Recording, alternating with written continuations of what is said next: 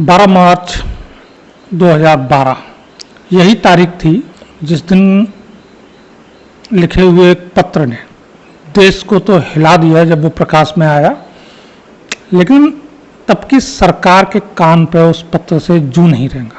ये किस तरह गंभीर मसला था आप उसकी कल्पना नहीं कर सकते। और ये पत्र जब मीडिया में प्रकाश में आया 29 मार्च को कई बड़े अखबारों ने, खासतौर पर अंग्रेजी अखबारों ने इसे छापा। ये पत्र था जनरल, तब के जो आर्मी सेना प्रमुख थे जनरल वीके सिंह, उनका भारत के प्रधानमंत्री के नाम। हालांकि मीडिया मैनेजमेंट में एक्सपर्ट सरकार ने चीज़ों को दबा दिया, लेकिन उस पत्र की गंभीरता पे बात उतनी आगे नहीं बढ़ पाई। सोशल मीडिया पे उतनी चर्चा नहीं हो पाई उस पत्र के विषय में जितनी होनी चाहिए थी। राम राम, मेरा नाम अजय सिंह, स्वागत है आपका मेरे यूट्यूब चैनल भसड़ पर। जिस वीके सिंह साहब के पत्र का मैंने यहाँ जिक्र किया है, मैं आपको उसकी 20 से थोड़ी सी लाइनें बताता हूँ। और महज इन, ये बड़ा पत्र था लेकिन महज इन थोड़ी सी लाइनों से आपको ये अंदाज़ा लग जाएगा कि इसके मायने क्या थे। इस पत्र के एक हिस्से में लिखते हैं वीके सिंह साहब कि दुश्मन के टैंकों को हराने के लिए महत्वपूर्ण गोला बारूद से हम रिक्त हैं, जबकि मौजूदा वायु रक्षा प्रणाली प्रभावी ढंग से दुश्मन के हवाई हमलों का सामना करने में सक्षम नहीं है, क्योंकि इसमें से 97%, जी हाँ 97% अप्रचलित है, एक्सपायरी डेट की। आप सोचिए, देश का जो वायु रक्षा प्रणाली थी 2012 में, सिर्फ 12 साल पहले की बात कर रहा हूँ, तो उसका जो सिस्टम था उसका 97% हिस्सा वो था जिसकी गारंटी नहीं थी कि काम करेगा कि नहीं करेगा। इतनी बदतरीन स्थिति में थी देश की रक्षा। इस पूरे पत्र की अगर मैं बात करूं तो जो चीज़ें लिखी गई हैं, सैनिकों के पास पर्याप्त गोलियां तक नहीं थी, तोपें थीं, तोपों के गोले नहीं थे। और तोप खाने की भी स्थिति ये थी कि हमारी सबसे लेटेस्ट जो गन थी बोफोर्स, वो भी हमसे पहले से जिन देशों ने खरीद रखी थी या जिन देशों में प्रचलित है वहाँ रिटायर हो चुकी है, वो हमारी अत्याधुनिक थी। बोफोर्स कितनी अच्छी है, कितनी कारगर है, ये प्रश्न बात का है। सवाल यह, हर चीज़ की एक उम्र होती है। हमारी इन्फेंट्री और स्पेशल फोर्सेस की क्षमता 2012 तक रात में लड़ने की नहीं थी। अब लड़ने का मतलब ठीक है, आप झोंक दोगे तो जाके लड़ेंगे, कर्तव्य पालन करेंगे, लेकिन उनके पास पर्याप्त नाइट विजन डिवाइस नहीं थे और ना ही पर्याप्त हथियार थे। इतनी बदतरीन स्थिति में देश की सुरक्षा 2012 में थी। मैं 2-4 सदियों पहले की बात नहीं कर रहा हूँ। और ये कोई ऐसा नहीं कि किसी ने ये उठा के कह दिया, देश के सेना प्रमुख द्वारा कही गई बात है। और उस समय तक वो राजनीति में नहीं थे, पूरी तरह से एक प्रोफेशनल सैनिक थे। तब उन्होंने ये पत्र देश के प्रधानमंत्री को लिखा था।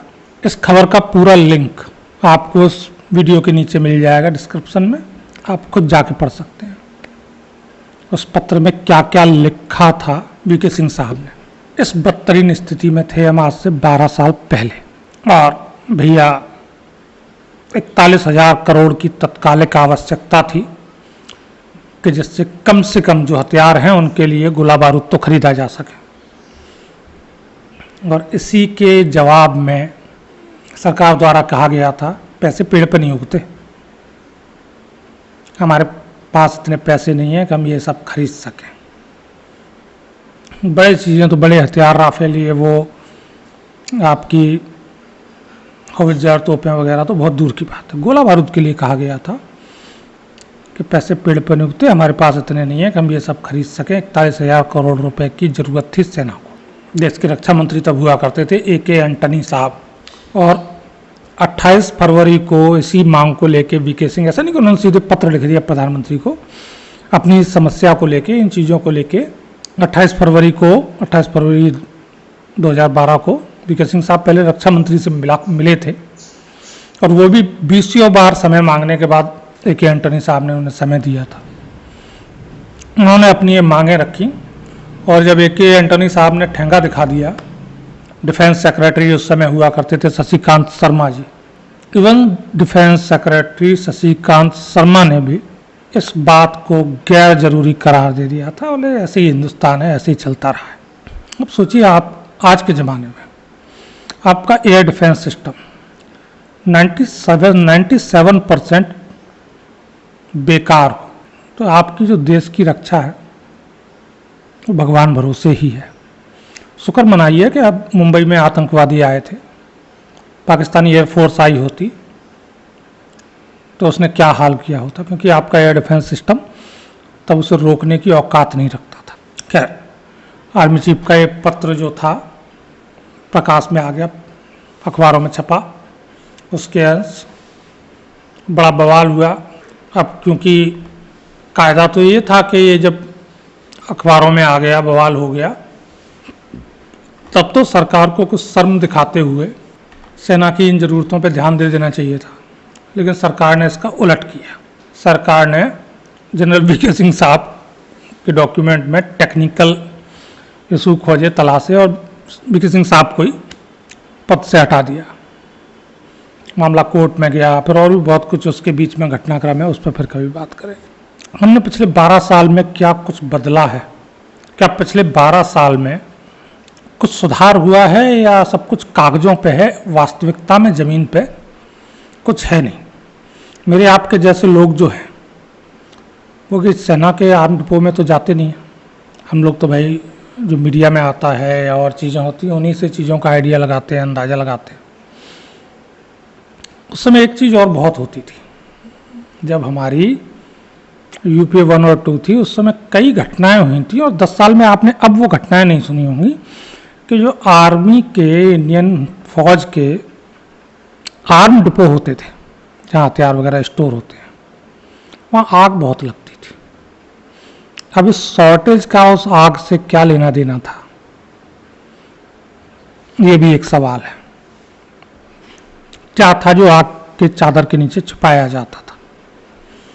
खैर, वर्तमान पे आ जाते हैं तो जो हालत हमारी 2012 में हुआ करती थी, ठीक वही हालत इस समय यूरोप के कुछ देशों की है, कुछ क्या ज़्यादातर देशों की है। अब आप कहेंगे भैया हमने आज तक यूरोप से हथियार लिए हैं, जर्मनी से हम ये ले रहे हैं, फलानी जगह से वो ले रहे हैं, फ्रांस से राफेल ले रहे हैं, तो वहाँ इस तरह की हालत कैसे? दरअसल सीमाएं छोटी हैं, देश छोटे हैं, सेनाएं छोटी हैं, तो उनका जो आर्म एंड एम्यूनिशन का स्टॉक है वो भी छोटा है। और रूस यूक्रेन युद्ध जो लंबा चला है उसमें ज़्यादातर नाटो के देश और गैर नाटो के भी, जो नॉर्थ अटलांटिक ट्रीटी ऑर्गेनाइजेशन है, उसके देशों ने अपना दिल और अपने द्वार, जो हथियारों के खजाना था उनका, उसके द्वार यूक्रेन के लिए खोल दिए। और यूक्रेन युद्ध में इस कदर दोनों तरफ से गोला बारूद बरसाया गया है कि लगभग यूरोप और नाटो के देश जो हैं वो गोला बारूद के मामले में कंगाली के दौर में आ गए। ठीक हमारी 2012 वाली पोजीशन उनकी है। उनके एयर डिफेंस सिस्टम पर्याप्त नहीं है, उनके तोपखाने तो हैं लेकिन उनके पास गोला बारूद नहीं है, मोटार यूनिट है लेकिन मोटार सेल नहीं है। तो इस स्थिति का सामना इस समय यूरोप के ज़्यादातर देश कर रहे हैं। और क्योंकि ठीक है, वर्क पावर, मैन पावर वहाँ की और यहाँ की में फ़र्क है, तो अगर उन्हें इंस्टेंट प्रोडक्शन और परचेजिंग है तो उनके अपने देश से वो उनके लिए खरीदना एकदम से बहुत कॉस्टली पड़ रहा है, बहुत महंगा पड़ रहा है। और इस समय यूरोप के बहुतेरे देश हैं जो अपनी इस ज़रूरत के लिए भारत का मुंह देख रहे हैं और भारत दे भी रहा है। मोटार सेल, आपके तोपों के लिए एम्यूनिशन, और भी बहुत सारी चीज़ें हैं। यूरोप की फ़ौजों के लिए इसमें मेड इन इंडिया जा रहे हैं। इस समय भाई मुझे भी ये सपना तो नहीं आया, जानकारी कहीं ना कहीं से आई होगी। इस समय फ्रांस की राजधानी पेरिस में दुनिया के सबसे बड़े हथियार मेले का आयोजन चल रहा है। पेरिस डिफेंस शो इस समय जारी है और पेरिस डिफेंस शो में इतने बड़े हथियार मेले में सही बात तो यह है कि सिर्फ कुछ सालों पहले तक हमारी उपस्थिति भी नहीं होती थी। हम वहाँ ग्राहक के तौर पे तो जाते थे, विजिटर के तौर पे जाते थे, हमारे अपने पेविलियन वहाँ नहीं होते थे कि जहाँ हम अपने बनाए हथियार प्रदर्शित करें। लेकिन इस हथियार पेरिस डिफेंस शो में हमारा भी पेविलियन है एक, और इंडिया पेविलियन जो पेरिस डिफेंस शो का है उसमें हमारी 17 कंपनियां पार्टिसिपेट कर रही हैं, जिनमें HAL और DRDO भी है। और इनमें भी तरह तरह के हथियार हमने प्रदर्शित किए, 30 से ज़्यादा हथियार हमने वहाँ प्रदर्शित किए हैं। और उनमें यूरोप के देशों में इस समय जो यूरोप के देशों के डिफेंस सेक्टर के लोग हैं, डिफेंस कंपनियां हैं, सरकारी प्रतिनिधि हैं, उनकी सबसे ज़्यादा अगर इंडियन पेविलियन में भीड़ जुट रही है तो वो 2 हथियारों के पास है।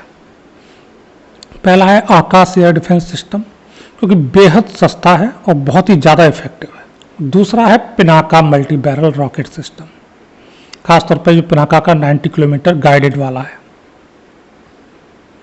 रॉकेट, उसके लिए जबरदस्त उत्साह इस डिफेंस शो में इन 2 भारतीय हथियारों के लिए देखने को मिला है।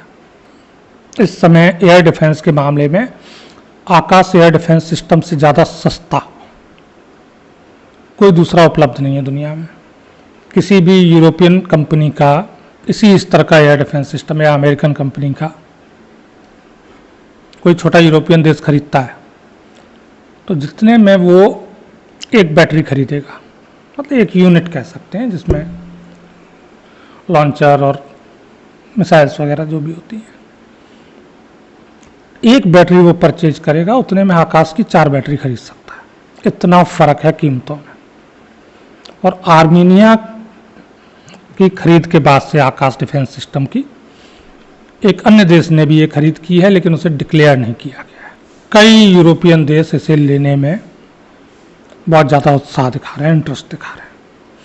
तो आकाश एयर डिफेंस सिस्टम सस्ता, सुंदर, टिकाऊ और effective, Pinaka multi barrel rocket system, और पिनाका MBRL के बाद तीसरा हथियार जिसमें यूरोप के कई देशों ने इंटरेस्ट दिखाया है वो है Astra air to air missile, beyond visual range जो कहा जाता है, BVR। तो अस्त्र BVR मिसाइल, इन प्रोडक्ट पे, भारतीय प्रोडक्ट पे यूरोप के बहुत सारे देश लट्टू हैं। क्या कौन खरीदेगा, क्या खरीदेगा, वो अलग चीज़ हो गई। असली मैटर जो मैं बात करना चाह रहा हूँ कि 2012 में क्या था, 2024 में क्या है। 2012 में भारत के सेना प्रमुख को पत्र लिखना पड़ता है देश के प्रधानमंत्री को कि भैया हमारी 97% एयर डिफेंस कैपेबिलिटी इस काबिल नहीं है कि काम करेगी नहीं करेगी, हमको नहीं पता। देश की हवाई हमलों से देश की सुरक्षा इस स्थिति में संभव भी नहीं हो पाएगी। ये देश के सेना प्रमुख का लिखा पत्र था। और 2024 में भारत अपना बनाया एयर डिफेंस सिस्टम दुनिया को बेच रहा है और उससे खरीदने के लिए बहुत सारे यूरोपियन देश जिनसे हम खरीदते थे वो लाइन लगा रहे हैं, इंटरेस्ट ले रहे हैं। अब भाई जब हमारे अपने पास पर्याप्त होगा तभी हम दूसरे को बेचने की सोचेंगे ना। ऐसा तो नहीं है हम अपना छोड़ो, अपनी सीमा पे जो तैनात है उसे हटा के और आर्मेनिया को बेच दो, जॉर्जिया को बेच दो या पोलैंड को बेच दो, वो नहीं करेंगे ना। अगर हम पोलैंड को आकाश एयर डिफेंस सिस्टम देने वाले हैं तो इसका मतलब ये है कि हमारी सेना की ज़रूरत पूरी है, हम तब देने वाले हैं। और जो भारत का एयर डिफेंस सिस्टम है उसमें कई लेयर हैं, कई सारे और भी हैं, जिसमें इजरायली एयर डिफेंस सिस्टम भी है, रशियन S-400 है, अमेरिकन भी है और भारतीय भी, मिला जुला के एक होता है। जहाँ बाहर से खरीद समय पे की गई है अपडेट किया गया है चीज़ों को, वहीं अपने बनाए हुए को तो प्रॉपर वे में तैनात किया ही गया है। इस समय भारत, अगर मैं सिर्फ जो पिनाका MBRL है उसकी बात करूं, 6000 रॉकेट पर ईयर का प्रोडक्शन इस समय हमारा है, और जो हमारी प्रोडक्शन क्षमता है वो उसे 3 गुने तक करने की है। हम इससे चाहें तो जरूरत पड़ने पे इसे 3 गुना कर सकते हैं हमारे पास, यानी कि इतनी क्षमता है कि हर वर्ष हम 10 से 12,000 पिनाका बेच। तो ये एक मूलभूत फर्क है चीज़ों को कैसे किया जाता है, या क्या फ़र्क पड़ता है जब रक्षा मंत्री की कुर्सी पर कोई राजनाथ सिंह बैठता है या कोई AK एंटोनी बैठा हो, तो इन दोनों के बीच में क्या फ़र्क आ जाता है। उम्मीद है 2024 को देख के थोड़ा डरना तो पड़ता है, लेकिन फिर भी उम्मीद दोनों चीज़ों से, एक 2012 जैसी विकराल स्थितियाँ देश की जनता, देश की सेना के सामने नहीं आने देगी। दूसरी, जो यूरोपियन देश हमारे हथियार प्रणालियों में रुचि दिखा रहे हैं और हमसे जो गोला बारूद आदि खरीद रहे हैं वर्तमान में, और उनसे वो संतुष्ट हैं, वो जल्दी इन शस्त्र प्रणालियों को भी हमसे खरीदेंगे, और भारतीय शस्त्र का जो बाजार है वो दुनिया पे एक दिन छाएगा। इसी अच्छी उम्मीद के साथ वंदे मातरम, राम राम, जय हिंद।